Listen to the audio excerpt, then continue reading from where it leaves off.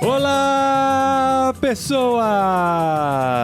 Podcastirmãos.com de número 561 entrando no ar. Eu sou o Paulinho, estou aqui com a esposinha Adriana que não se conteve e apertou os olhos quando eu gritei olá pessoas no ouvido dela pela 56ª primeira vez. Meu Deus do céu, amor. Eu não sei falar esse número. 60ª. Esse é um número ordinário ou é cardinal? Quingentésima.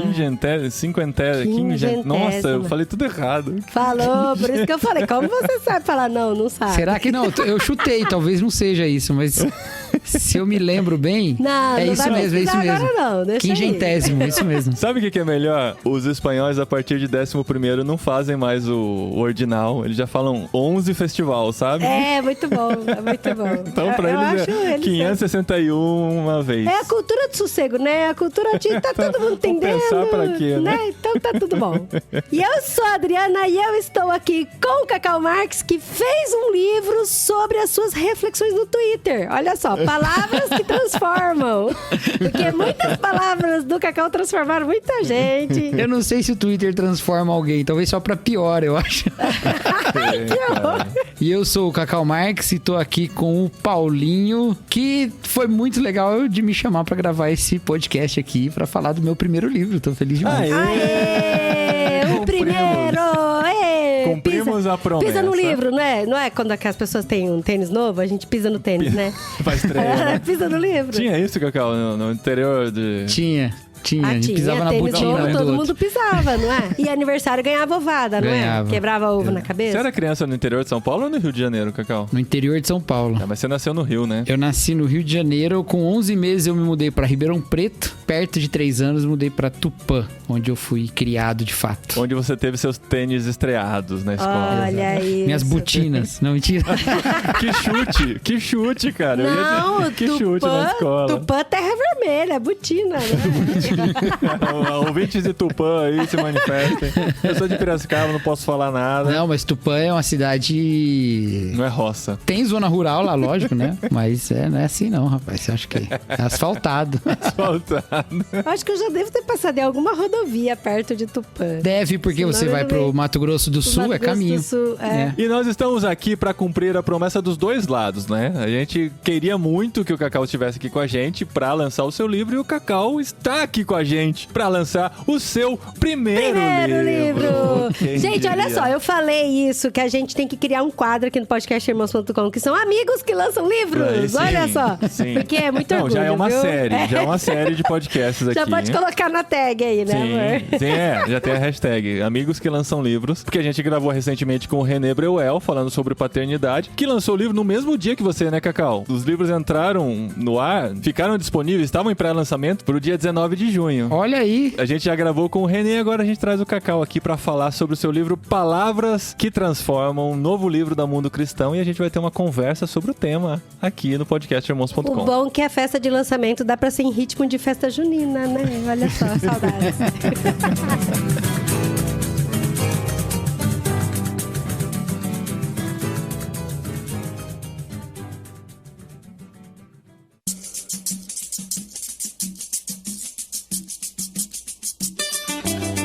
Cara, como que é a sensação de ter um livro lançado por uma editora grande, né, cara? Não é assim, eu escrevi meu livro. Assim, eu tô consumindo muita coisa de inteligência artificial, né, cara? Aí que, assim, o negócio tá revolucionando muito. Aí, assim, vive aparecendo pra mim em Reels como você lançar livro em um dia, né? Aí você vai lá no chat GPT, dá o comando certo pra gerar o conteúdo, aí vai lá no Midjourney, faz a capa, faz algumas ilustrações, aí vai na Amazon, né? Eu não sei se no Brasil é possível isso. É possível. Seu próprio livro.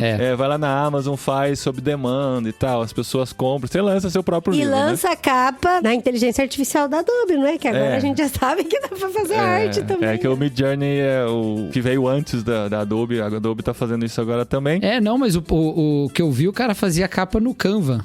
Gente, Canva é maravilhoso, Canva é vida.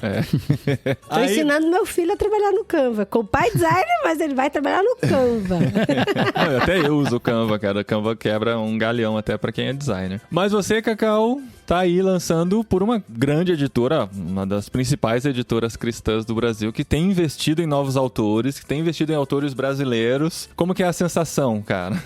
Então, eu tô muito feliz, assim, de estar lançando esse livro junto com o Mundo Cristão, porque essa história, né, do lançamento desse livro, ela vem lá de trás, de quando o Mundo Cristão estava lançando no Brasil a Bíblia 365, né, que foi uma Bíblia toda organizada para a leitura anual, né? A gente fez um podcast aqui, gravou um podcast aqui sobre isso, né? Sim, aqui, a Bíblia tá aqui, ó. Mas as pessoas não estão vendo nesse momento. Mas e essa Bíblia tá gerou... mesmo, olha lá. Tá, Dá pra a ver, gente sim. trouxe. Como que a gente dá trouxe. pra ver aqui, ó, junto com as 3 conchinhas aqui, ó, do filme. As 3 conchinhas do Demolidor. Do Demolidor. Tá no cômodo errado aí, né? Tá no cômodo errado. Tem que estar no banheiro, é verdade. Mas tá aí, A não ser que vocês gravem o podcast num lugar não muito favorável acusticamente, né? A gente põe os livros aqui atrás do vaso sanitário para ajudar a acústica. Mas a gente gravou em outubro de 2020 o hábito de ler a Bíblia todos os dias para lançar a Bíblia 365 aqui. O Burjac estava com a gente também, a gente falou sobre isso. E você começou a produzir conteúdos pro lançamento também, né? Para esse primeiro ano da Bíblia, né? A Jaque me mandou uma mensagem, nossa amiga Jaqueline Lima, já gravou Irmãos.com, A né? Jaque fofa, trabalha na Mundo Cristão, muito querida. Isso, ela me mandou uma mensagem naquela época, foi 2020, não, 2021. 2020. Eu botei lá na introdução, né? Eu não tô lembrado agora. Durante o ano de 2021, você produziu o conteúdo. Isso, exatamente. Ela me ligou em 2020. Ela me mandou uma mensagem na segunda metade de 2020, falando, nós estamos lançando uma Bíblia e tal. A gente acha que vai ser legal, porque é uma Bíblia que teve uma boa aceitação também nos Estados Unidos. Só. E aí ela disse, a gente queria, dentro do nosso projeto de divulgação da Bíblia, produzir um podcast com reflexões, né? Eu tô com essa ideia, ver o que você acha. A Jaque é minha amiga de trocentos anos, né? Desde a época de ir no barquinho, né? Bolei, fiz um piloto, mandei pra ela. Ela passou lá pelo pessoal, eles gostaram, né? Eu mesmo editei aquele piloto e depois, lógico, aí ele acabou virando o primeiro episódio, mas não com a minha edição, né? Passou pelo SAS pra ficar aí sim bem editado, né? Agora vamos colocar na mão no profissional. Exato. Não, engraçado, porque eu mandei, a Jaque respondeu assim, nossa, ficou muito legal, só tem uma coisa que o pessoal falou aqui, que essa música não ficou muito legal.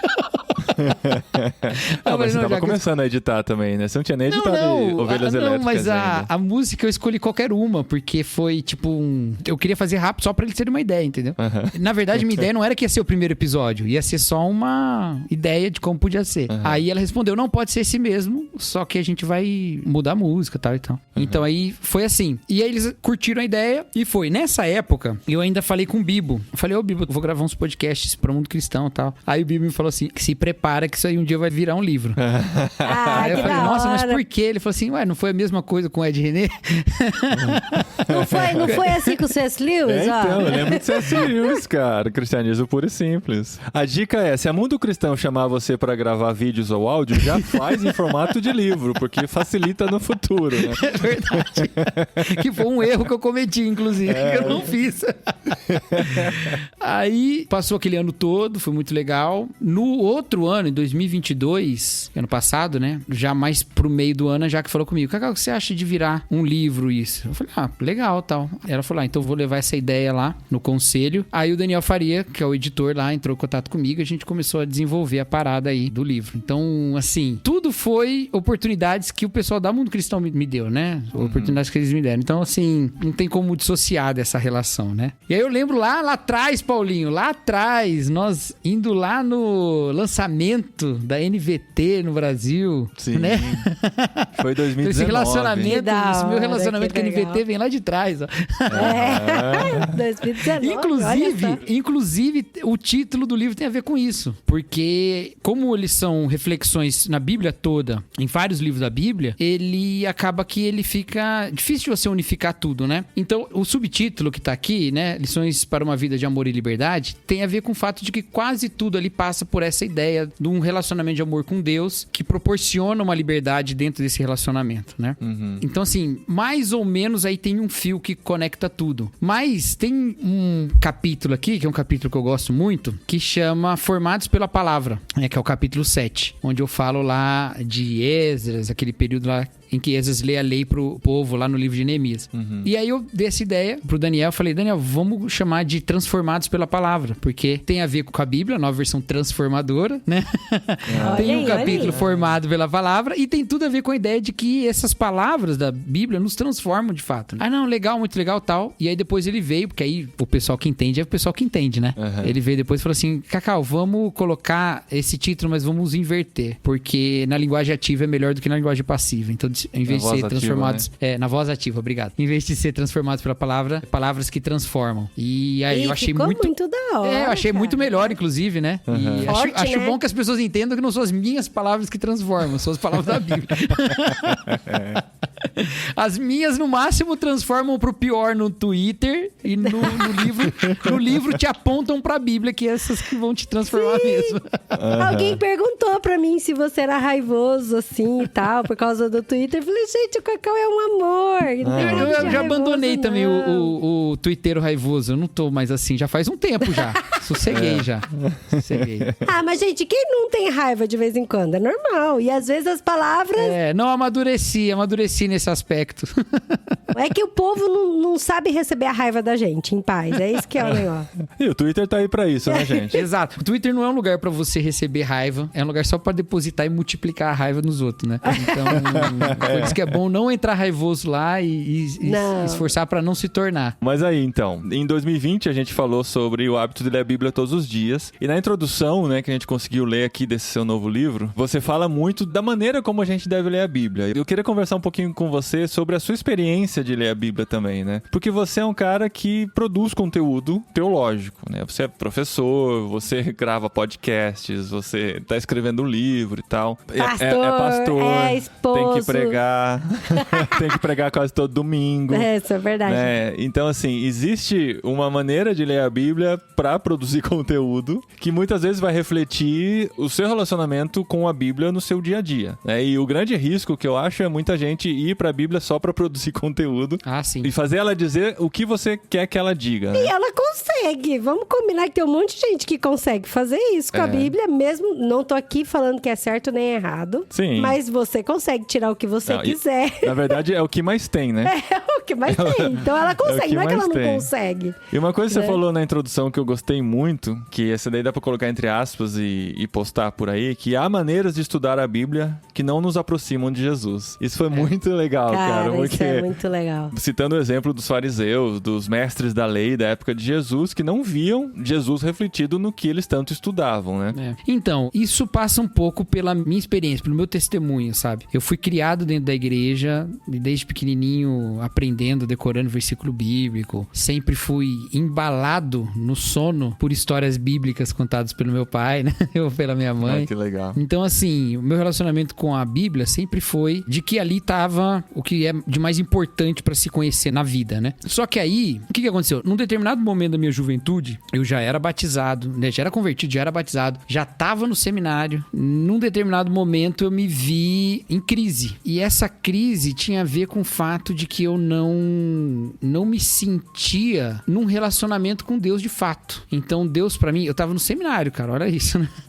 Deus pra mim era quase que um tema, não uma pessoa, entendeu? E isso passava por um monte de questões, por exemplo, uma visão muito moralista da Bíblia, né? Então, a Bíblia como sendo só uma fonte moral, né? Pra fazer o que é certo e tal. E não uma revelação a respeito de Deus mesmo, do caráter dele. Foi uma crise que é muito marcante na minha vida. Muitas coisas que se desenvolvem na minha vida, no meu ministério, passam por ali. E, então, aqueles pontos, né? Que a gente olha pra trás, aqueles checkpoints da vida, né? Que você olha pra trás e fala, ali foi um lugar onde eu marquei alguma coisa, né? E eu lembro que nesse período eu fiz uma oração. E uma oração que eu fazia, que eu não sabia nem se tinha algum Deus ouvindo minha oração, né? Mas por via das dúvidas, vamos lá. Porque na minha cabeça eu pensei assim, se tem um Deus, eu quero muito crer, ele sabe que eu quero crer. E se ele sabe que eu quero crer, ele quer que eu creia nele também. Então eu vou jogar esse problema pra ele resolver, entendeu?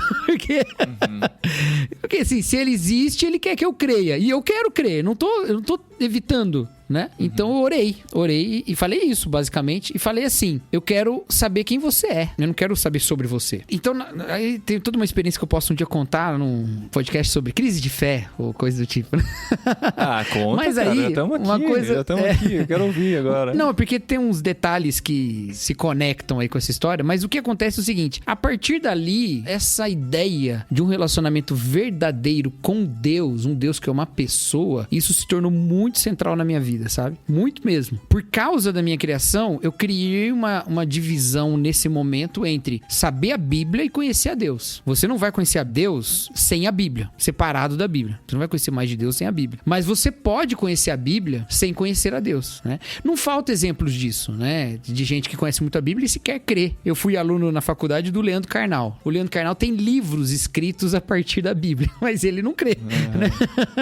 Ele é ateu, Uau. né? O Bart Ehrman, né? Aquele estudioso do Novo Testamento, acho que ele é americano. É, americano. Ele é um grande conhecedor do Novo Testamento, dos maiores conhecedores do Novo Testamento do mundo inteiro. Ele sabe os manuscritos de cor, sabe? Essas coisas todas. E ele não crê, né? Ele não crê em Jesus, ele não crê em Deus e nada disso, né? Então é possível você conhecer da Bíblia e não se aproximar de Jesus. É possível porque eu já fiz um caminho parecido com esse, entendeu? Não, depois que eu descobri que tem até pastor que não acredita em Deus, gente. Isso pode ser até mais comum do que a gente imagina, porque o cara se vê naquela carreira de pastor, digamos assim. É tudo que ele sabe fazer. É onde ele performa melhor na vida. É. Ele passa uma crise de fé, não resolve essa crise, mas ele não tem outra opção pra vida. É. Eu vou seguir Pô, fazendo ele isso aqui. acredita que não tem outra opção. Eu não quero gerar uma polêmica com relação a isso, não quero lidar com isso. É. Não me relaciono com Deus mais de verdade. Às vezes nem admite isso de verdade, mas acaba entrando num... Não quero começar agora, nessa idade, uma carreira de streamer. uma outra Exato. carreira,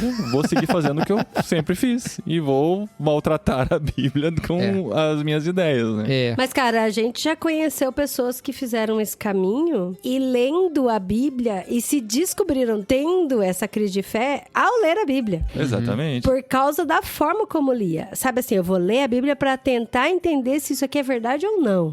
Sabe, aquele questionamento incrédulo mesmo, sabe? Como que isso pode existir, sabe? Como que... E aí começa, a cada história começa a se questionar, mas será que isso foi isso mesmo? Será que é aquilo mesmo? E aí quando vê, já tá no emaranhado numa bola de crise de fé e que fica difícil de sair dela, sabe? É. Não tô falando que a gente não pode se questionar, não é? É, mas é muito bom isso que você colocou, porque assim, eu não desincentivo ninguém a questionar.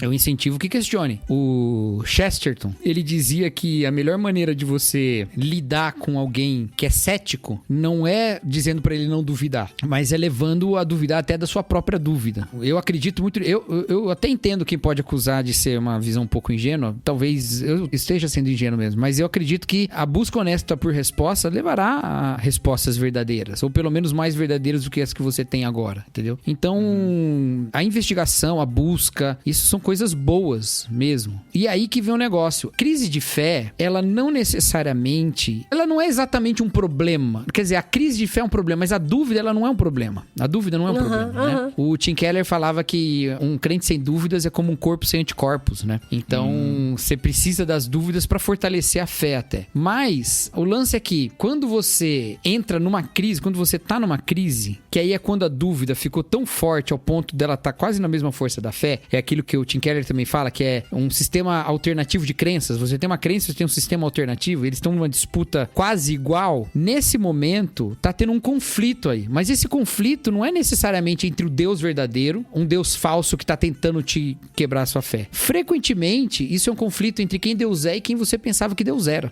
E nesse sentido, é muito bom duvidar do Deus que você pensava que era, porque é melhor você ficar com Deus que é, entendeu? Então essa história de Jó, por exemplo. Jó, ele achava que Deus era de um jeito, e a crise dele foi quando ele começou a descobrir que Deus era de outro jeito. Em nenhum momento da história de Jó, ele tá conhecendo menos a Deus. Ele só tá largando o Deus que não era Deus. Então por isso que no fim ele pode dizer, antes eu te conhecia só de ouvir, mas agora os meus olhos te veem, porque agora ele tá tendo um encontro com Deus verdadeiro, entendeu? Então, algumas pessoas param no meio desse caminho. E elas param no meio desse caminho porque às vezes elas não concedem ao novo sistema de crenças o mesmo rigor com o qual ela tratou o sistema que ela já tinha, entendeu?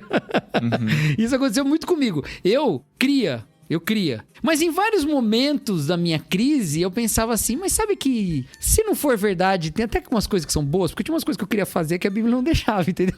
Então assim... Uau, sim. Entendeu? Então assim, se fosse só uma questão racional, essa discussão já tinha acabado, porque essa disputa ela tem milhares de anos. Se fosse só racional, se tivesse um argumento que é a bala de prata, todo mundo já tinha ido para um lado ou pro outro, entendeu? Não é só racional, passa pelo coração, passa pelas inclinações, passa pelos amores, os afetos que a gente tem. Então, tudo isso tem que estar muito firme na nossa cabeça quando a gente vai lidar com essas nossas crises, né? E com as nossas dúvidas. Se eu tive contato com conteúdo que me fez duvidar a respeito da fé que eu tinha sobre a Escritura, eu devo ir atrás para descobrir qual é que é. Mas eu devo entender também que o cristianismo tem 2000 anos e as pessoas mais inteligentes da história já defenderam e já atacaram o cristianismo, porque tem os mais inteligentes dos dois lados, né? E continua aí, entendeu? Então eu falo, olha, alguma coisa tem aí, eu posso estudar de coração aberto, de mente aberta, e posso encontrar a realidade da fé em Jesus, né? Então eu sempre vou por esse caminho de estimular, não vou contra questionar, não. Eu sempre penso assim, cara, tem gente muito mais inteligente que eu que crê, por que eu vou duvidar, né?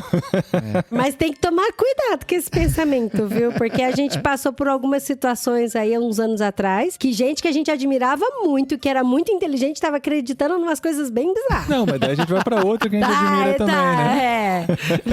Então esse pensamento eu acho que eu já é até sei perigoso. que tipo de crença que é.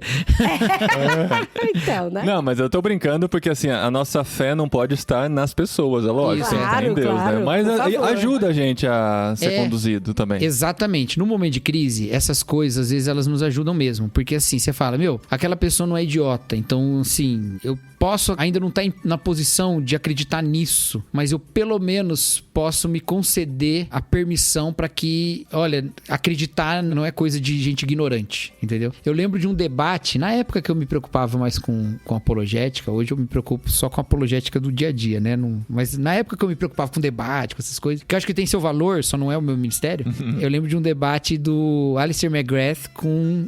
qual que é o nome dele? O sobrenome é Atkins, eu esqueci o primeiro nome dele. E aí uma hora ele falou, esse ateu, esse Atkins, ele falou assim, essa pra mim é o grande mistério, porque pessoas inteligentes creem.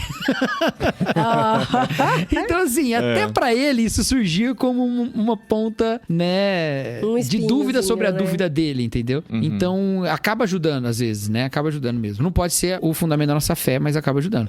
A gente, aqui na Espanha, às vezes a gente passa por essa sensação, assim, Sim, ninguém nunca disse muito claramente, né? Mas assim, a gente tá muito recentemente a gente passou por uma Espanha assim. pós-cristã, né? Assim, os que seguem alguma coisa simplesmente por tradição familiar e tal, né? Mas segue sem entender muita coisa. E a gente vê também. nas entrelinhas, assim, quando a gente tá falando da nossa paixão por Deus, pelo que a gente faz, por como a gente vive, a gente vê aquele olhar assim, né? Nossa, cara, vocês são estudados, sabe? Vocês moram leem. em outro país e tal, vocês leem tanto, né? Que a gente conversa sobre o que a gente lê e tal, né? A gente passou recentemente como pode acreditar, né? por esse olhar, assim, e doeu tanto meu coração das duas formas, sabe? A primeira foi de, gente, como que eu posso falar pra eles de que a Bíblia transforma, de que a Bíblia é viva e a revelação de Deus e tal. Que nosso relacionamento com Jesus é algo real, e tal. né? E a segunda é, nossa, gente, que triste, né? Eu não vou conseguir, sabe? Assim?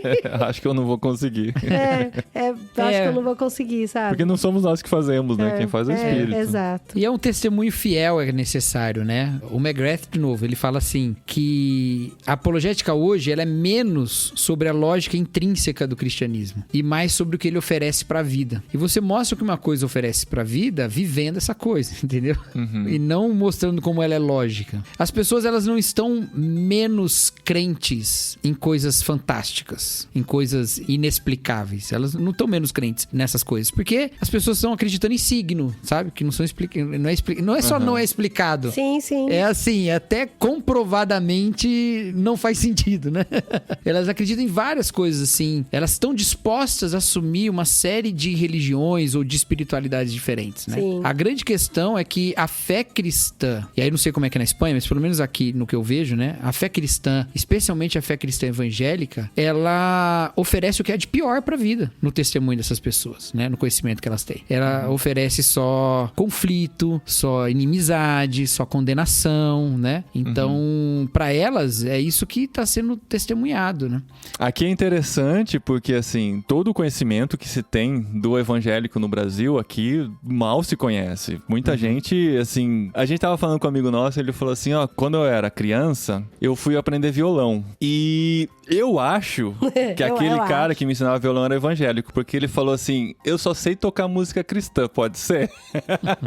E aí eu falei assim, nossa, ele parece legal, porque a gente imaginava que os evangélicos tinham anteninha, sabe? Que era uma coisa muito diferente, muito esquisita, que era como eles viam, né? Porque, assim, é como se fosse uma seita, porque para o espanhol, a religião cristã é o catolicismo, é o catolicismo histórico, muitas vezes imposto por ditadores e imperadores e tal, e simplesmente isso. E o que vinha de fora era uma seita, né? Uma ruptura dentro do cristianismo que era conhecido na época. E a gente viu isso de duas famílias diferentes contando isso. O outro falou assim, quando eu era jovem tinha, eles chamam de evangelista, eles não chamam de evangélico. Tinha uma família de evangelistas que morava no andar de baixo e eram gente boa, assim, sabe? Eu achei muito interessante. Normais, né? Normais. É assim, um desconhecimento total mesmo, assim, o que é ser evangélico. Mas pra mim, a experiência mais bizarra foi quando a gente tava numa cafeteria e a gente tava com uma amiga espanhola que levou uma outra amiga espanhola que não era cristã. E aí, a outra menina que começou a perguntar da igreja, né? De onde vocês se conhecem? Pela igreja e tal, né? E ela falou, e quem que é o padre da igreja? Não, a gente não tem padre. Mas tem alguém que fala, né? Que fala em nome de Deus e dá. Não, na nossa igreja reveza, assim, de vez em quando é um que fala, é outro que fala, de acordo com a escala. Geralmente eu falo assim, a gente estuda a Bíblia durante a semana e no fim de semana a gente compartilha o que a gente estudou, né? E aí ela falou, inclusive esse fim de semana foi ele, né? E apontou pro Paulinho. Essa menina deu um pulo na cadeira e olhou pra ele e falou, você é o cura? O cura é padre em espanhol, né? Você é cura? Você é o... Como casado? Exato, tava com a esposa do lado. Mas ela deu um pulo mesmo na cadeira. E ela falou, gente, eu não entendo isso. Cara, é muito legal, assim, a diferença que tem da realidade que a gente tem no Brasil. Falar, né? eu sou evangélica. Eles não têm ideia do que é isso, é muito doido. Ou uma ideia muito vaga. Então, aí os desafios são diferentes, né?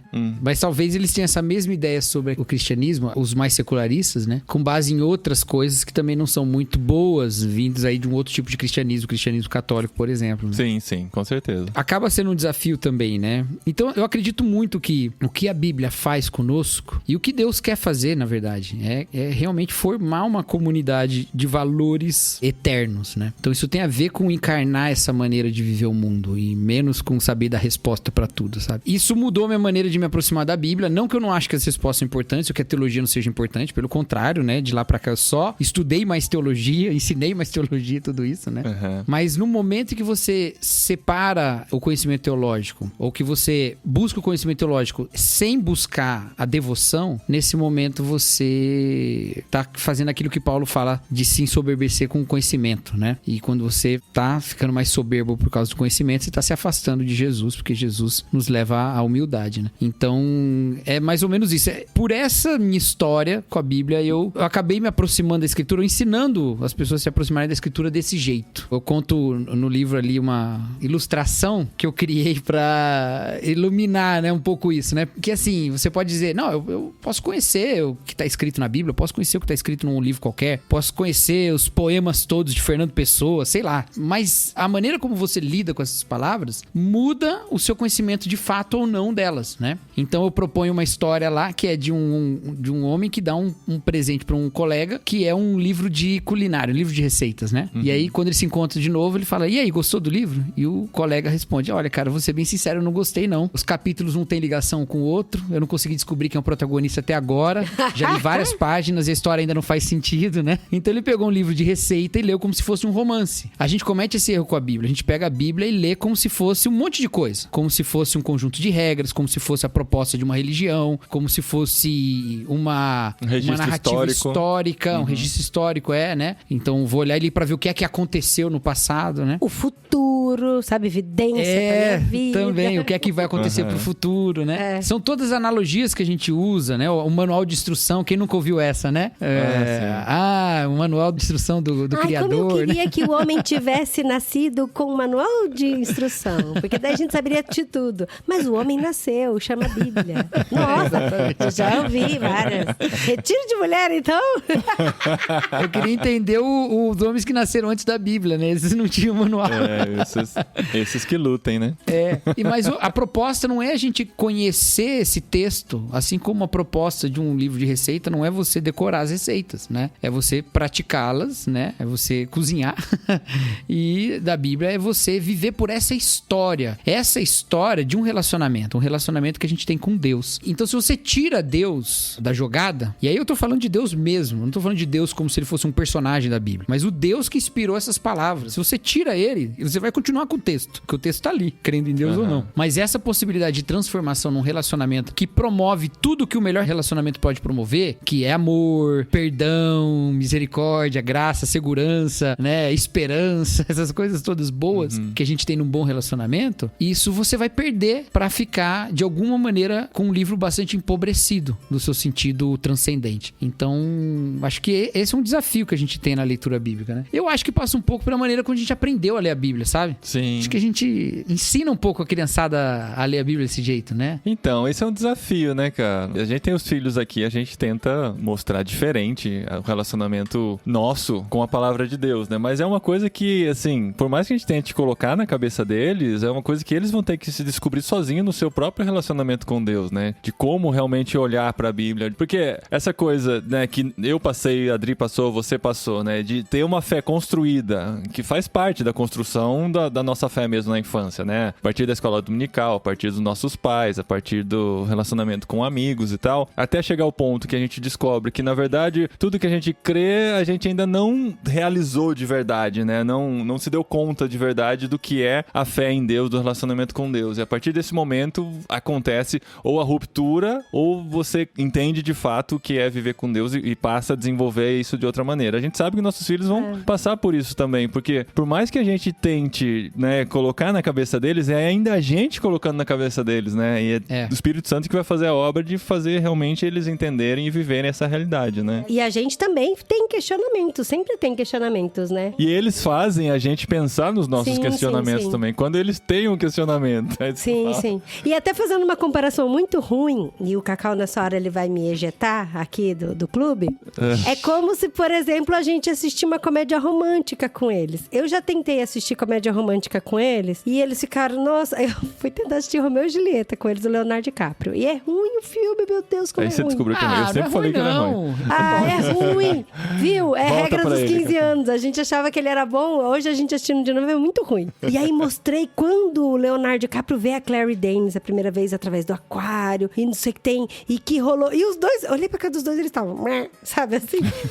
E é o tipo de coisa que, assim, é um sentimento que eles não têm ainda, exato, né? Eles podem ver comédia romântica, eles podem ler. Eu contei a história de Shakespeare pra eles, eles podem ler poemas, mas aquilo não faz não diferença comunica com pra eles de verdade ainda, né? A questão do amor, né? Homem e mulher e tal. Amor romântico. E aí, o dia que eles realmente sentirem e ver uma comédia romântica, e eles vão ter um sentimento diferente, né? E vai ver que aquilo realmente existe, né? Vai ser mais palpável pra eles, ainda que eles se questionem disso, né? E aí, quando eu tava vendo o seu livro aqui, e eu pensei falar que da hora, porque o Cacau, ele escreveu um livro que fala sobre palavras que transformam, e você é um homem que tem várias coisas dentro de você, e isso explodiu nesse livro. E uma delas é que você é um pastor também, que fala para uma comunidade e que essas palavras são vivas e que transformam. E daí eu fiquei pensando, eu falei, como que a gente pode passar isso para os nossos filhos ou para os nossos adolescentes aqui da igreja que fazem, cara, eles fazem cada pergunta que eu falei, meu Deus, ou eu nunca lidei com adolescente, ou os adolescentes da Espanha são diferentes, ou os adolescentes agora de 2023 são diferentes. E aí eu queria fazer esse gancho até dessa pergunta, como você, porque a gente entendeu, né, que as palavras transformaram a sua vida, e como que você fala para as outras pessoas de que elas realmente são vivas? Então, todo o relacionamento que a gente tem, puxando de novo essa ideia ideia do relacionamento com Deus, né? Todo relacionamento, ele envolve uma história. Você pode ter um relacionamento que não envolve história. Por exemplo, se você chega numa loja, tem alguém atrás do balcão, aquele tem um sinal de que aquela pessoa trabalha ali. Você não tem nenhuma história com ela, mas ali você já interpretou. Ainda assim, ele tem uma história de você saber como são lojas, você saber isso tudo, né? Mas aí você chega lá e fala com ela, você não sabe quem ela é só o atendente, você é só o cliente. Então ali é o máximo. Esse é um nível de despersonalização muito grande, né? A pessoa é uma função. Você tem a função de comprar e ela tem a função de vender. Mas relacionamentos mesmo pessoais, em que não são funções se relacionando, mas são pessoas, tem uma história acontecendo ali entre aquelas pessoas, entendeu? A Bíblia, ela tá dentro, ou ela faz parte dessa história que a gente tem com Deus. Nela a gente encontra uma história que nos antecede e que nos coloca em relação com Deus dentro de um povo com que Deus se relaciona, que é o seu povo. Eu acho que daí a gente começa a entender o caráter de Deus, já que nós já somos entendidos por Deus de maneira plena, né?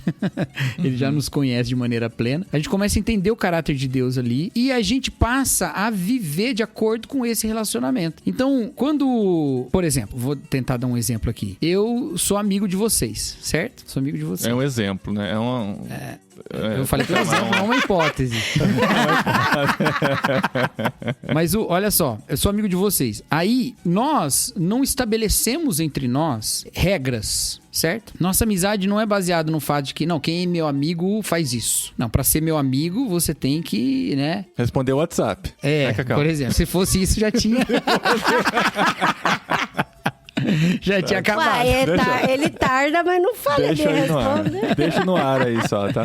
Não, isso é pra dar esperança pra quem escreve pro Cacau também, né, gente? Porque, né? Fica a crítica. Vale a pena esperar. Então, isso aí a gente não coloca uma regra, mas tem comportamentos esperados, não tem? Uhum. Que, na verdade, não são comportamentos que são requisitos pra amizade. Eles são simplesmente esperados. Eles tanto são, assim, requisitos pra que não se rompa essa amizade. Por exemplo, se vocês descobrem que eu tô falando mal de vocês pros outros, isso vai ferir a amizade, né? Uhum. Ninguém nunca disse que não pode fazer isso, mas vai ferir. Mas não é só isso também. É também o fato de que se demonstra a amizade em ser leal. Então, não é que isso é um requisito da amizade, mas isso é um componente da amizade. Essa maneira de agir em relação ao outro é um componente. É uma forma de ser amigo. Já faz parte, não tem como você dissociar uma coisa da outra. Então, a nossa vida, ela vai criando esse tipo de relacionamento com Deus. E é natural que em determinadas fases do nosso amadurecimento de fé, a gente ainda não esteja nesse ponto. É natural que a gente ainda não esteja no ponto de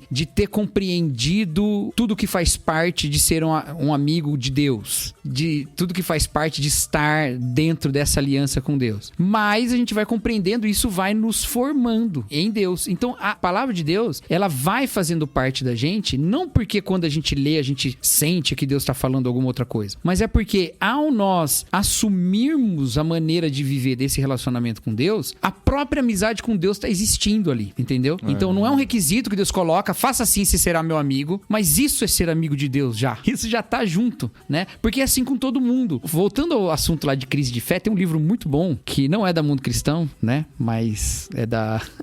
Deixa eu tentar lembrar aqui. Editora. Acho que é Editora Ultimato. Não é patrocinado. É. Não, mas quando é também não tem problema, viu? Porque a Mundo ela deixa bem de boa. Mas acho que é da Ultimato, que chama... É do Alistair McGrath, chama O que fazer com a dúvida? Como lidar com a dúvida, eu acho. Como lidar com a dúvida. Em que ele diz assim, gente, dúvida é tão normal no desenvolvimento da fé, porque ele joga pro campo do relacionamento, né? Ele diz assim, imagina que você conhece uma pessoa, vai numa festa, conhece uma pessoa, você se interessa por ela. Aí você quer se encontrar com ela de novo, aí você marca um encontro com essa pessoa. Quando você vai se encontrar com essa pessoa, você tem mais dúvidas ou mais certezas sobre essa pessoa? Você tem mais dúvidas ou mais conhecimento sobre ela? Depois do encontro? Não. Quando você vai ter o primeiro encontro, você conheceu ela na festa, tá. Você tem um monte de dúvidas, você não sabe quase nada sobre ela. Nosso relacionamento com Deus é cheio de dúvidas, porque é um relacionamento em desenvolvimento. Sim. Então, você não se relaciona só quando você sabe tudo sobre o outro. E com Deus é a mesma coisa. Então, eu acredito que essas palavras, elas são transformadoras quanto mais elas nos colocam num relacionamento com Deus. Por isso que eu acho que tem maneiras de ler a Bíblia que te afastam de Jesus, que é a maneira daqueles mestres da lei que Jesus está combatendo ali. Uhum. Eles buscavam que, ao completar completar as obras que ele poderia completar, eles teriam, então, isso aí é uma leitura do N.T. Wright, né? Ele fala isso, que havia uma certa expectativa dentro de alas do farisaísmo, de que se você cumprisse tudo o que a Torá diz, não você sozinho, todo Israel, cumprisse o que a Torá diz, Yahvé vai voltar a morar em Sião. E a gente vai sair do exílio que a gente tá aqui debaixo de Roma. Então, veja, o pré-requisito para o aprofundamento do relacionamento com Deus é fazer as coisas todas, né? Mas se você conhece que tem uma história de um Deus que te amou, te resgatou, ainda que você não ouça esse Deus quando você lê a Bíblia, você entende que essa história é real. E aí você começa a caminhar nesse caminho. Eu acho que isso é transformador, sabe? Mais do que simplesmente você tomar essas palavras como uma cartilha ou coisa do tipo. E ver a Bíblia como uma carta de amor de Deus, você acha que se encaixa bem no que... Porque a gente falou de todas as maneiras como a gente lê, né? E tem muita gente que fala, não, é uma carta de amor de Deus pra humanidade. Você acha que é por aí? Eu nunca tinha ouvido falar, amor. Nunca? Ô, louco. Não. Você nunca ouviu também, Cacau? Eu já ouvi. Eu acho que é uma analogia útil. Acho que é útil, sim. Mas eu quero usar uma outra analogia pra agradar a Adri agora. Uma analogia que é de uma comédia romântica. About time! Não, outra. Não é nem muito comédia, mais um romance. É mais romântica. Né? A Bíblia pra nós é quase como se fosse o diário de uma paixão, sabe? Ai, gente, porque é uma história nossa. É com ela também. É uma história nossa, mas da qual a gente vive esquecendo. E que aquele que nos ama está sempre contando pra gente. Ele tá sempre contando. E a gente sempre tá esquecendo, mas a gente sempre tá voltando e revivendo esse amor o tempo todo. Eu acho que essa analogia é melhor do que a carta de amor. Nossa, porque o diário é uma coisa que a gente viveu, né? De alguma maneira, né? Não foi a gente como indivíduo. Tem um pequeno spoiler aí, mas não dá nada não, né? Tem um grande spoiler, mas se você... Né? Não, mas se ninguém tivesse falado, né? Eu já vi esse filme, mas eu não lembro nada. Então, pra mim, acho que também foi spoiler. Eu vi recentemente, faz pouquinho tempo que eu vi. Tem aquele do Adam Sandler também, como que é? Que ela esquecia? Não. Também. Comédia romântica. Como se fosse a primeira vez, mas aí é diferente. Muito boa, inclusive, muito boa. Não, é muito bom, mas como analogia disso, eu não tenho nada a ver. Ué, quer conquistar ela e tal. Mas no final do filme vira isso, né? É outro spoiler. Gente, vamos parar de dar spoiler, por favor. Eu adoro comédia romântica, viu, Dri? Não sou contra, não. Sou muito a favor.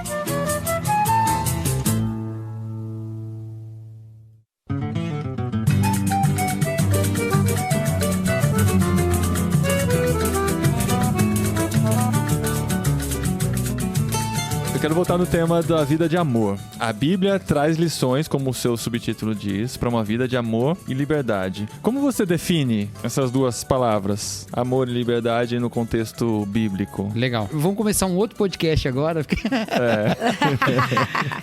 Não, mas dá pra gente explicar assim. Vamos ficar no amor primeiro, né? Tem um poema do Carlos Drummond de Andrade. Carlos Drummond de Andrade é meu poeta brasileiro preferido. Tá na minha trindade de poetas de todos os tempos. Uau. E tem um poema dele que chama 100 Razões do Amor, que ele diz assim: o amor foge a dicionários e a regulamentos vários. Então, é difícil definir o amor pra ele. Uau, né? Que legal. E é muito difícil mesmo, né? Mas tem um cara que a gente gosta muito, que chama John Stott, que ele escreveu, sem nunca ter lido Carlos Drummond de Andrade na vida, creio eu. Ele disse assim: se você quer uma definição de amor, não vá ao dicionário, mas vá ao Calvário. Então o amor foge aos dicionários, aos regulamentos vários, porque ele vive no Calvário. E de fato, a Bíblia nos fala isso, né? Que nisto nós conhecemos o amor, que Cristo deu a sua vida por nós, e nós devemos dar a vida pelos nossos irmãos. Então a gente conhece o amor num sentido muito prático e não num sentido teórico, no sentido de uma história. Cristo deu a sua vida por nós, mas no sentido também ético, no qual nós damos a vida pelos nossos irmãos. Essas duas coisas compõem o conhecimento do amor. Só uma delas, você não conhece o que é o amor em si, né? Você pode saber sobre o amor, mas você não conhece o amor, você não encontra o amor só sabendo que Cristo te amou, se você não amar ninguém. Agora, se você amar sem entender um amor gigantesco como o que Deus tem por você em Jesus Cristo, você provavelmente vai tomar o amor como uma característica sua, e talvez você vai tomar o amor até como um jogo que não vale muito a pena, porque ninguém vai te amar tanto quanto você acha que você merece, né?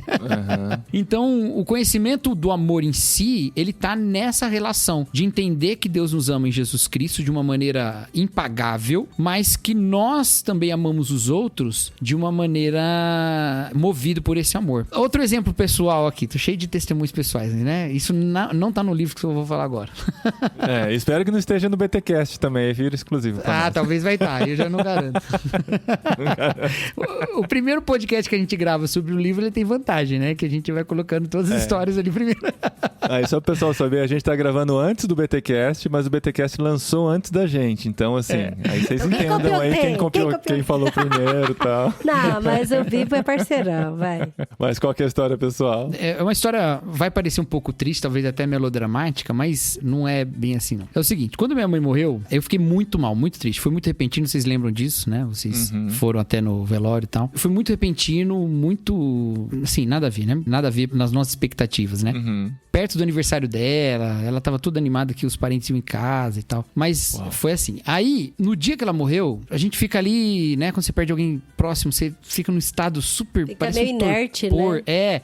Porque tem horas que você tá muito consciente da dor e tem hora que o corpo parece que ele dá uma compensada e parece que ele meio que te adormece e você fica um tanto, né? Meio aéreo, meio, sabe? E depois volta e tal. E um dos momentos em que voltou muito forte o sofrimento foi no primeiro momento que eu me vi sozinho ali, que foi na hora que eu fui tomar banho, né? Então fui tomar banho e tal, a gente ia ter o culto mesmo, né? Fúnebre que a gente ia fazer. Então eu fui tomar banho e ali quando eu entrei no banheiro sozinho, desaguei a chorar e tal. Mas sozinho você tem tempo pra pensar também, né? E aí eu fiquei tentando entender por que eu tava tão triste. Que uma coisa que é meio óbvio, por que você tá tão triste, né? Sua mãe morreu. Mas eu queria entender aquela dor, queria entender o que tava acontecendo, assim. Afinal de contas, o que é realmente que faz triste? Porque a gente que é crente, chega na morte de alguém que a gente conhece, é alguém querido, que tem fé e tudo, e a gente, na lógica, você só pensa assim, não, meu, tá tranquilo, tá no céu, mas isso é lógica, né? E o coração? Ninguém vive de lógica, né? Então, o que é que tá me doendo tanto assim? E uma coisa que eu percebi é que, assim, a minha mãe, ela tinha um amor muito profundo, muito perceptível por quem ela amava. Então, eu, filho dela, eu me sentia muito amado por ela, sabe? Tem amor que a gente sente, né? E tem amor que a gente só sabe que a pessoa diz que ama. Tem amor que não precisa dizer nada. Minha mãe não precisava dizer nada. Você sabia que ela te amava. Assim, era muito, muito perceptível. E era muito claro pra mim também que eu nunca tinha pagado esse amor. Era impossível pagar esse amor naquele tempo, né? E ela morreu muito antes de tudo que eu queria dar pra ela e tudo que eu queria devolver, né? E aquilo me pegava muito. Eu não tinha noção daquilo me pegava tanto até aquele momento que eu parei e comecei a pensar o que tá doendo mais. E o que tava mais doendo era isso. Que eu nunca ia conseguir devolver todo o amor que eu tinha recebido dela. E aí, diga como quiser, você pode analisar psicologicamente, carismaticamente, espiritualmente. Mas naquele momento, eu não sei diferenciar uma coisa da outra. Foi como se eu ouvisse Deus falando assim, mas não é assim comigo também? Uau! Não é assim comigo? Você também não vai ficar a vida inteira sem poder pagar o jeito que eu te amei? E isso me consolou de um jeito, porque foi assim, olha, Deus me amou de um jeito profundo, gigantesco, impagável. E a minha mãe me amou de um jeito profundo, gigantesco e que é impagável porque ela morreu, eu não tenho como pagar. Mas ela tá muito mais amada por Deus agora do que eu posso amá-la. E eu posso dedicar toda a minha vida a retribuir a Deus todo o amor que eu recebi dele, através dela e através de tudo o resto. Principalmente por causa de Jesus Cristo. Essa consciência do amor de Deus infinito e impagável, mas que vive nos movendo para continuar amando o próximo, isso eu acho que é o centro ético da Bíblia, sabe? Nós somos movidos a amar o próximo mais e mais e mais e mais, porque nós nunca vamos pagar o amor que a gente recebeu por Deus na cruz, sabe? Então, não tem como definir, mas tem como saber, e a gente sabe assim, porque quanto mais você ama o próximo, mais você sabe do amor que Deus tem por você, e aí você vai amar mais ainda, entendeu? Acho que é por aí que vem o conhecimento disso, que sabe? Legal, Cacau. Uau, que história e que aplicação. E foi um consolo muito, muito precioso de Deus, assim, porque me consolou mesmo, assim, sabe? Claro que você tem a tristeza terrível que continua, né? As fases do luto lá. Eu tive todas elas, viu? Passou por elas. Eu tive a fase da raiva.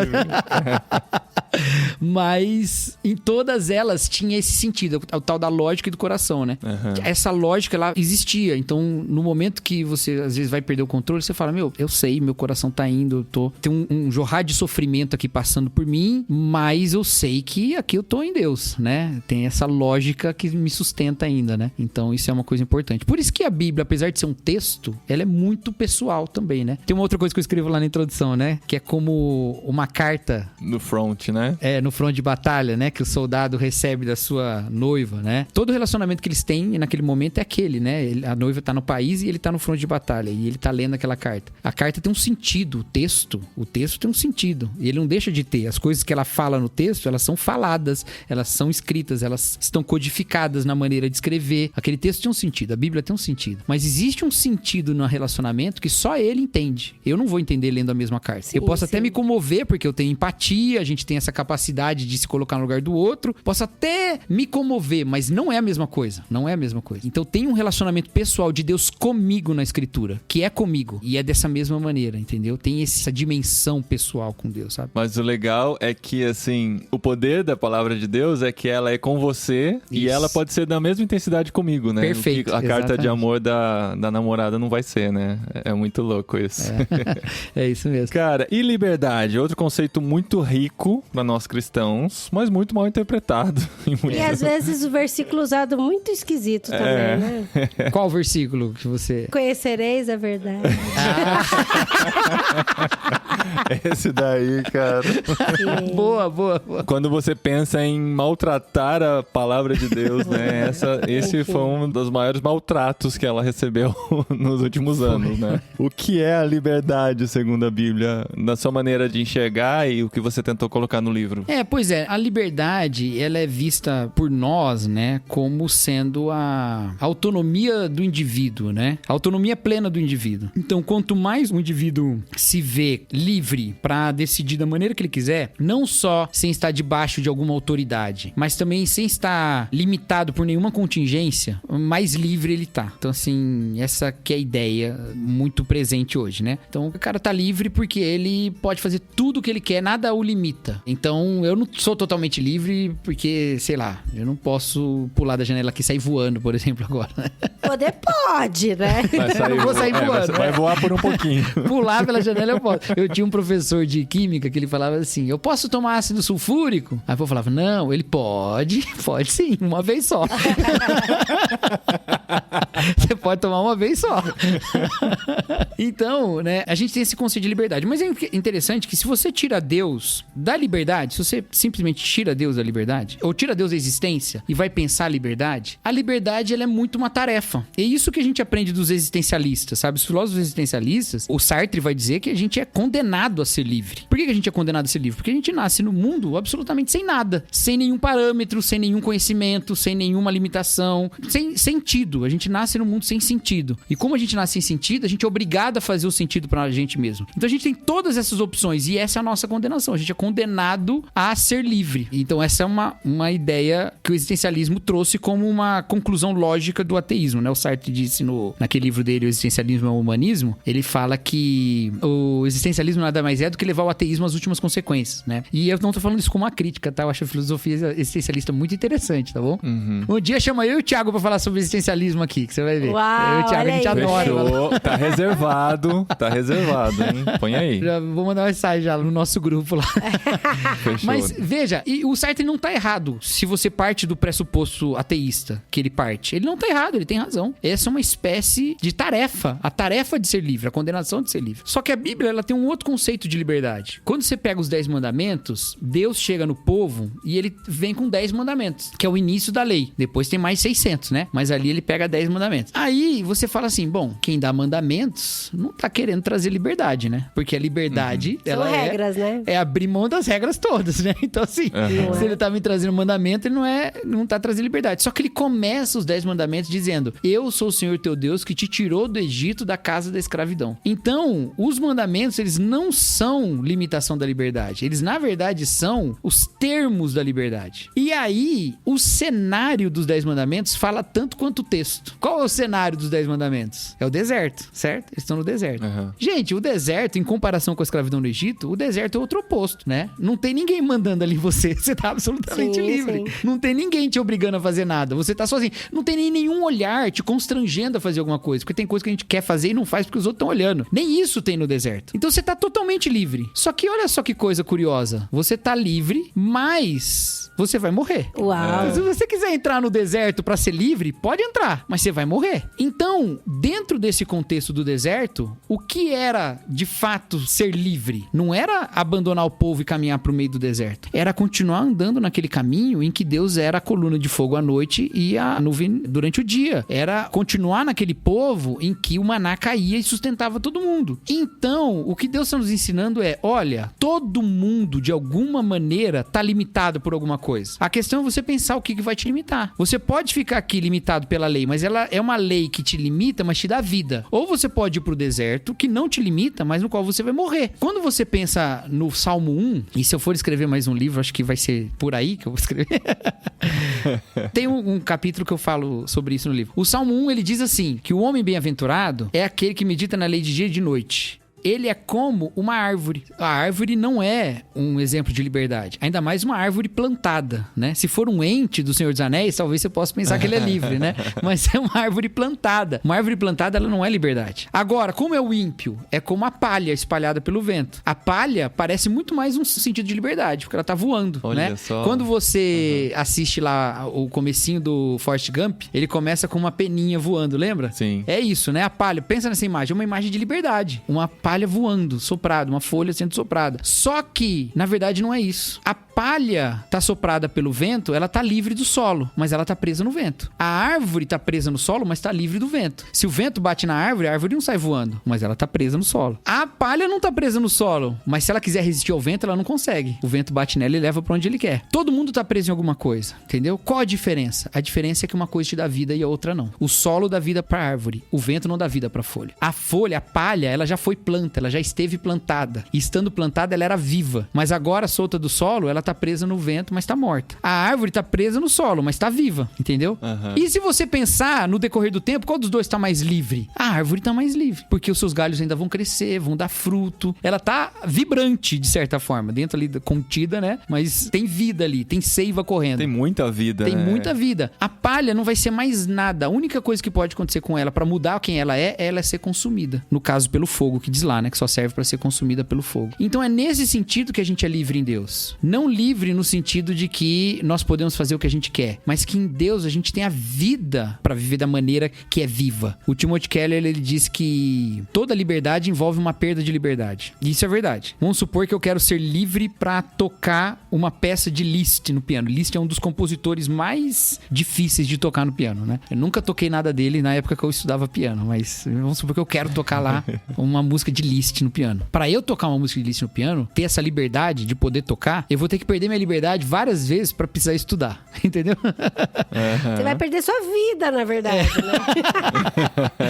Não vai poder comer mais, vai poder sair, passear, ir no cinema, ler. Exatamente. Toda liberdade envolve uma perda de liberdade. Aí o Timothy Keller fala, o amor é a perda de liberdade mais libertadora que existe. Porque o amor é um vínculo que envolve perdas de liberdade. Quando eu me vinculo com alguém por amor, eu assumo certas limitações porque eu amo aquela pessoa. Paulo nos ensina a amar o próximo, limitando as nossas práticas por amor à consciência do outro. Fala assim, eu sou livre pra comer o que eu quiser? Sou. Mas por causa da consciência dele, eu vou amá-lo me limitando nessa liberdade. Mas a perda de liberdade mais libertadora que existe é essa do amor, porque ela nos coloca num relacionamento que é muito mais produtivo do que sair correndo pro deserto sozinho. Mandamentos parecem não ter muito a ver com liberdade, mas tem quando eles são o que te proporciona vida. E esse relacionamento com Deus, ele tem mandamentos que mostram quem Deus é, me coloca nessa lógica de relacionamento com ele, onde eu conheço o seu amor, e nessa liberdade do amor de Deus, eu perco a minha liberdade para ser ainda mais livre. Eu acho que é por aí que essas duas coisas conversam, o amor e a liberdade. Caramba, cara. Que da hora, cara. Eu fico pensando em analogias que são ruins, mas e que São ruins. Não, são ruins. Mas é a Mas maneira não. que a sua mente trabalha. Eu acho que todas as analogias, elas são ruins de algum jeito, né? Mas se você... Às vezes tem um ponto que ajuda muito. É que assim, outro dia o Paulinho me mandou... Outro dia, não faz tempo. O Paulinho me mandou um Reels. Que ele é desses, né? Que manda Reels e fica esperando minha reação. Mó bonitinho. Aqui em casa é igual, aqui em casa é igual. Já viu aqueles memes assim? Meu marido tá no banheiro, aí começa... É isso. E ele geralmente vai dormir depois de mim. A hora que eu acordo de manhã, só vê os Reels que ele mandou pra mim, né? Eu seleciono os que eu mando pra Dri e os que eu mando pro grupo que eu tenho com o Cacau. É isso mesmo. E aí, ele mandou pra mim um Reels que eu fiquei tão chocada quando eu vi, que era assim, né? Era um dono falando pro cachorro, né? O cachorro, tipo, a gente ama o cachorro, mas numa perspectiva de que a gente sequestrou o cachorro, sabe? Você acha que ele tem liberdade? Abre a porta. Não, fecha a porta pro cachorro não fugir, sabe? Não, agora não é hora de comer. Você só vai comer aqui. É como se ele estivesse em cativeiro, sabe? Vai passear, mas vai ficar na coleira, sabe?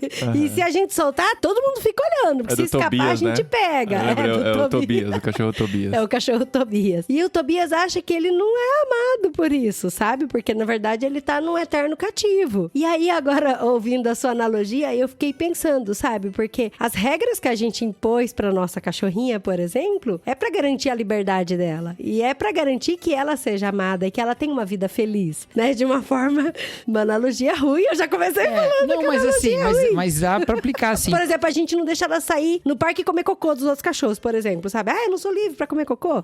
Não, sabe? Assim, senão você vai morrer. E assim, mas nós não somos... Isso é uma coisa importante, né? Nós não somos cachorros.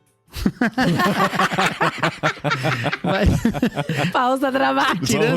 Vamos partir daí, tá? Não, mas isso é uma coisa... dramática, Você vai entender onde eu ótimo. quero chegar com isso. A gente compreende a liberdade e amor que a gente tem com Deus, não porque ele nos coloca numa coleira, nem porque ele fecha a porta correndo pra gente não correr, não. Mas porque nessa nossa vivência, ele mesmo ressalta o que a gente tem de parecido com ele, entendeu? Então qual seria o ideal pra Fiona, né? Que é a sua cachorra, né? A Fiona. Pra Fiona viver com toda a liberdade, mas sem correr o risco de perder a vida com os perigos do mundo, né? Seria ela desenvolver a consciência que você tem. E ela, por si só, compreender. Né? Isso nunca vai acontecer, porque ela é uma cachorra e vocês... Os filhos desenvolvem essa consciência. Mas os filhos um dia desenvolvem. Entendeu? E todo objetivo com filho é diferente do objetivo com cachorro, porque o objetivo com filho é que eles entendam isso. Deus faz isso conosco, nos lembrando essa realidade divina na nossa vida com a própria encarnação. Em Jesus a gente vê isso. Esse filho que tem plena consciência do que é correto, do que é justo e do que dá vida. E ele mesmo dá a vida e nos faz viver nele, porque nele a gente adquire essa nova maneira de viver também. Então, é muito interessante isso, porque Paulo, ele não para a doutrina dele no fato de que Jesus morreu, então nossos pecados são perdoados. Ele continua dizendo que nós não estamos nos nossos pecados porque Jesus viveu e ele vive através de nós. Então, quer dizer, existe uma transformação de nós mesmos à imagem do filho que compreende plenamente o que o pai quer. Jesus não fala isso para os discípulos? Vocês sabem o que eu vou fazer porque vocês são meus amigos, vocês não são meus servos, né? Então essa que é a nossa transformação. Então a gente vai compreender totalmente essa realidade da filiação quanto mais a gente experimenta essa vida com Deus, que é uma vida nesse caminho da justiça, sabe? E quando a gente foge dessa realidade, o Senhor nos busca e nos recebe, né? Nos busca como a 100ª ovelha ou nos recebe como recebe o filho pródigo, né? Então, isso tudo vai ficar também como uma marca do nosso relacionamento com Deus, né? O fato de que Deus nos ama e que nós somos filhos dele. A história do filho pródigo é muito doida, né? Porque você tem dois filhos, um que vai viver a vida, né? E ele vai viver a vida, então ele abre mão dos aspectos de filho porque ele acredita que ser filho ali o limita. Então eu vou pegar o que é meu direito e vou viver a vida sem supor que eu seja filho do meu pai. Vou romper a filiação aqui. E o outro não faz isso, mas não porque ele se vê como filho. Você percebeu? Porque olha só, quando o filho pródigo volta, ele fala assim, né? Eu vou pedir pra ele me tratar como um de seus servos, né? E ele nem chega a pedir, né? O pai o interrompe antes. Mas ele vai dizer isso, né? Ó, me trate como um de seus servos. Então, quer dizer, ele tá tranquilo em ser tratado como um servo. Mas o outro filho, que todo o tempo fez o que o pai pediu, se via como servo.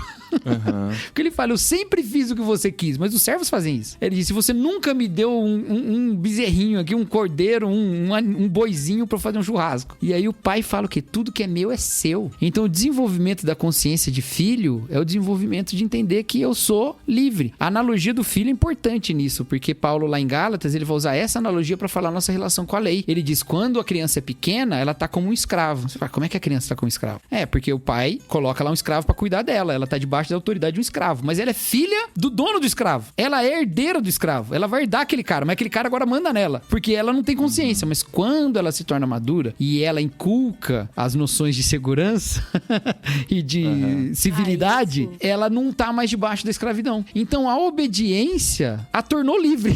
Que doideira. Né? Quando a gente acha que a obediência nos torna presos, né? Mas a questão toda é essa, é a vida. Então, viu? A analogia não era ruim, não. Não.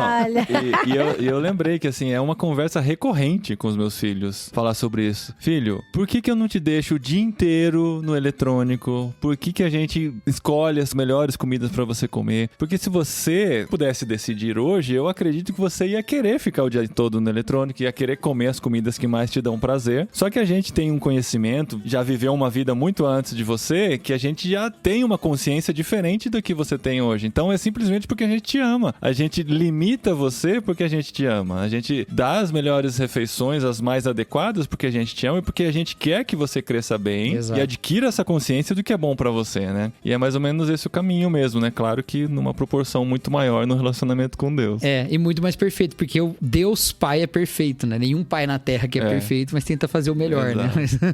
Mas é doido você pensar que a palavra do pai transforma o filho e você extrapolar isso pra Deus. A gente tem que ouvir mesmo, gente. A palavra de Deus, que é isso? Aí que é o lance, né? Eu costumo dizer que, assim, a teologia, ela parte de 2 pressupostos, né? O primeiro pressuposto é que Deus fala. Se Deus não fala, não tem teologia. Deus podia ter criado tudo e ido embora, largado, né? Não tinha como fazer uma teologia porque Deus não se revelou. Então, o que Deus fala é o primeiro pressuposto da teologia. Mas o segundo pressuposto da teologia cristã, no caso, é que Deus fala por amor, porque ele poderia falar por outra coisa, ele podia falar nos enganando. Não é isso que a serpente tentou fazer Adão e Eva entenderem, né? Que Deus falou. Não, ele falou. Ele falou exatamente isso. Mas ele não falou porque ele ama vocês. Ele falou porque ele tem inveja, porque não quer que vocês sejam como ele, né? Então, a serpente não fez o casal duvidar da primeira pressuposto. Fez ele duvidar do segundo, de que Deus fala por amor. Então, se Deus é todo poderoso, criador de todas as coisas, ele nos fala e nos fala por amor, o meu relacionamento com a palavra dele é um relacionamento ávido por conhecer mais esse Deus. E por isso é tão transformador, né? Agora, se Deus não fala por amor, então é melhor a gente descobrir algum outro livro. Né? Uau, que não é a Bíblia, né? Que nos livre das mentiras de Deus, no caso, né? E não é o caso, né? Muito bom, Cacau. Ó, durante a nossa conversa eu tive o insight do título desse nosso episódio que as pessoas já viram ao entrarem aqui para ouvir, que vai ser Transformados pela Palavra. Só pra fazer uma homenagem à sua vontade. A editora não deixou, mas irmãos.com deixa. Paulinho aqui tem a palavra. Aqui você tem liberdade, Cacau. mas que fique claro que se eu hoje, conhecendo o título do livro, tivesse que escolher, eu ia escolher palavras que transformam mesmo. Tá bom. Você teve um tutor que te levou ao pleno conhecimento da verdade. Muito bom. Cacau, eu gosto muito do jeito que você escreve. Cara, nós somos muito seu fã, né? A gente gosta de te ouvir, gosta de te ler. Suas pregações sempre falam muito com a gente. Aquela, cara, do Encontro Cepal Nova Geração, que você falou lá na Ibaviva. Nossa, que ano que foi? 2017? Foi logo em seguida 16? A morte da sua mãe. 2017. Cara. Foi tipo uma semana depois. A gente até falou, Cacau, fique à vontade. Cara, se você não tiver em condições e tal. Ele falou, não, eu quero ir e tal. Foi a sua primeira pregação, inclusive, né? Depois do falecimento da sua mãe. Falou muito comigo até hoje, eu lembro do conteúdo daquela mensagem. Então, assim, nós somos muito fãs seus. E ler um pouco que a gente pôde ler do seu livro, assim, o jeito que você escreve. Um autor escrevendo em português, né? Que não depende da boa vontade dos tradutores de fazerem a boa tradução. Então, as palavras que você escolheu estão lá, isso é muito legal. Então, a gente fica muito feliz por esse livro. É importante dizer que esse livro, ele contou muito com o trabalho do Daniel Faria também, porque ele começou como um podcast, né? Então, o Daniel trabalhou em cima, mandou pra mim, aí eu trabalhei em cima cima do que ele fez. Então a da gente hora, teve... cara. Foi Que praticamente trabalhão, a 4 mãos nesse aspecto aí, né? Ah, que O legal. Daniel é um gênio, né, cara? E ele é daqueles caras que são muito bons no que fazem, mas com uma cordialidade incrível. Ah, que demais, que demais. Sabe quando você conhece alguém que é tão bom no que faz que nem se importa, assim, em querer provar que é tão bom assim? Então dá toda a liberdade, dá todo, sabe? Que legal. Foi o caso com ele, foi muito Que legal. legal. A gente já gravou com ele lá no passado também, quando lançaram o NVT. E lá no Encontro Você Pode, a gente gravou com ele, com o Steven Kirchner e com o Mark Carpenter. Então tá registrado aqui também no E a podcast. gente tem o autógrafo dele, olha só. A gente tem a Bíblia com o autógrafo dos autores, né? A gente brinca com isso. Muito bom, né? Ó, pra adquirir o livro, ele já está disponível na Amazon. Entre pelo nosso link que a gente ganha uma comissãozinha, tá? O link está aqui no post de irmãos.com e também no Telegram pra adquirir o livro Palavras que Transformam, Lições da Bíblia para uma Vida de Amor e Liberdade, por Cacau Marx. Isso aí, obrigado, viu, gente, pelo espaço aí. Também sou fã de vocês, né? Tô morrendo de saudade. Que a última vez que vocês vieram aqui em casa não foi uma experiência muito feliz pro Paulinho, Não foi, né? cara. Com a derrota do Santos pro Palmeiras na Libertadores. Nossa, e o André lembra disso até A hoje. gente devia ter deixado outra lembrança, né? Também não foi muito feliz pra mim, porque eu tava torcendo pro Santos também, mas, né, fazer o quê? Mas pra Nath foi, que é palmeirense, né? Pra Nath. Ela ficou quietinha, ela respeitou foi nossa dor. Ela não liga muito pra futebol. Vamos ver se a gente se vê aí. Vamos. Ou aí ou aqui. Ou na glória, né, gente? Que isso, amor. Nossa. Meu avô que falava isso, cara. Lembra que meu avô falava? Seu avô tinha 80 anos, ele tinha que falar isso mesmo. Não, mas a gente tem que considerar essa possibilidade sempre.